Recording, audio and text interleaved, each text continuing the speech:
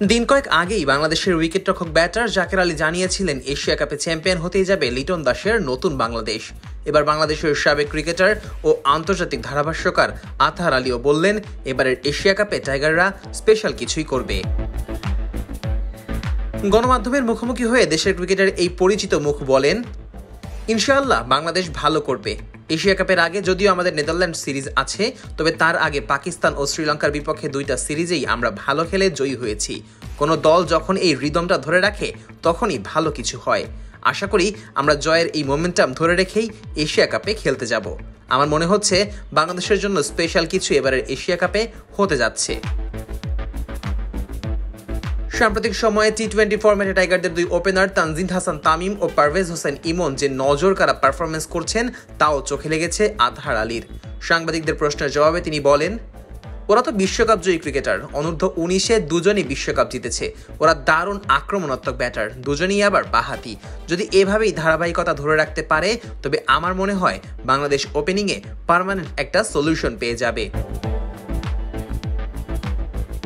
এছাড়া টি-20 ফরম্যাটের অধিনায়ক লিটন দাসকে উদ্দেশ্য করে এই ধারাভাষ্যকার বলেন, ও সেরাটা দিয়ে খেলুক, সঠিক সিদ্ধান্ত নিক, এটাই চাওয়া।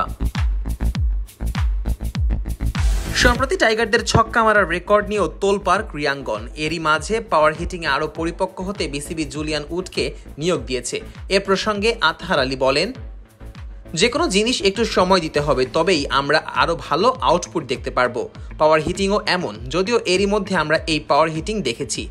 তানজিদ তামিম বলেন, ইমন জাকের আলীরা কিন্তু এরই মধ্যে দেখিয়েছে সেটা। ওদের দেখে মনে হয় কখন কিভাবে কোন শট খেলতে হয় তা ওরা জানে।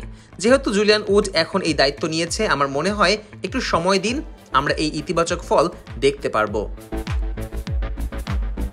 এছাড়া বাংলাদেশের এশিয়া কাপ নিয়ে কথা বলেছেন আরেক সাবেক ক্রিকেটার হাবিবুল বাশারও। টাইগারদের এই সাবেক অধিনায়ক বলেন, দেখুন, আমাদের বাস্তবতা মানতে হবে। যে কোনো বৈশ্বিক টুর্নামেন্টে ভালো করতে হলে আমাদের ভালো খেলতে হবে, সেরাটা দেওয়ার চেষ্টা থাকতে হবে। আমরা টানা 2টা টি-20 সিরিজ জিতেছি, তাও শ্রীলঙ্কা পাকিস্তানের মতো বড় টিমের সাথে। এটা খুবই ভালো, তবে বৈশ্বিক টুর্নামেন্টে ভালো করতে হলে সবারই ভালো খেলতে হবে।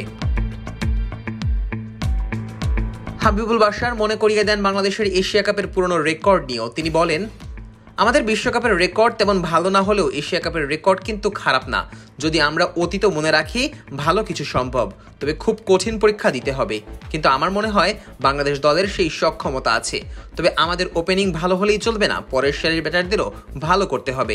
আসলে দলের প্রতিটা বিভাগেই ভালো খেললে তবেই ভালো ফলাফল সম্ভব। আগামী 9 সেপ্টেম্বর থেকে 28 সেপ্টেম্বর অবধি সংযুক্ত আরব আমিরাতে এশিয়া কাপ টি-20 ফরম্যাটে অনুষ্ঠিত হবে, যেখানে বাংলাদেশের সাথে গ্রুপ বিতে আরও আছে শ্রীলঙ্কা, আফগানিস্তান ও হংকং। টাইগাররা তাদের খেলা শুরু করবে 11 সেপ্টেম্বর হংকংয়ের বিপক্ষে। এরপর 13 সেপ্টেম্বর শ্রীলঙ্কা ও 16 সেপ্টেম্বর আফগানিস্তানের মুখোমুখি হবে। এবার দেখার পালা লিটন দাসের এই তরুণ দল শিরোপা নিয়েই ফিরতে পারে কিনা। Nazmus Sakib, on field.